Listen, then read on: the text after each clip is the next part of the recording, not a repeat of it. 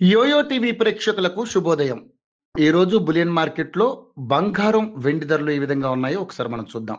బంగారం ధర మళ్ళీ తగ్గింది. గత కొన్ని రోజులుగా బంగారం ధర ఒడిదుడుకుల్లో ట్రేడ్ అవుతూ హెచ్చుతగ్గుల మధ్య కొనసాగుతుండగా ఇప్పుడు ఒక్కసారిగా దిగొచ్చింది. దేశీయంగా చూస్తే హైదరాబాద్ నగరంలో మరోసారి బంగారం ధర భారీగానే తగ్గింది. 22 క్యారెట్ల పసిడి ధర ఇవాళ 900 తగ్గడంతో ప్రస్తుతం తులం బంగారం ధర 1,18,650కి దిగొచ్చింది.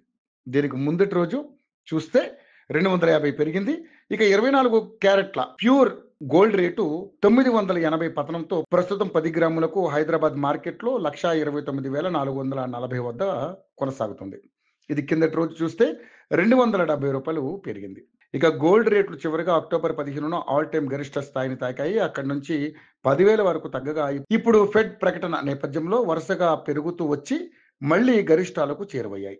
వెండి ధర చూస్తే ఇవాళ మళ్ళీ 1000 పెరిగి హైదరాబాద్ మార్కెట్లో కేజీ వెండి ధర 1,99,000 పలుకుతుంది.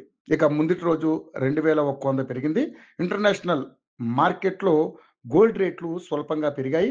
స్పాట్ గోల్డ్ రేటు ఔన్స్కు $4,216 వద్ద ఉండగా సిల్వర్ రేటు రికార్డు స్థాయిలో పెరిగి ఆల్ టైమ్ గరిష్టాలను తాకింది.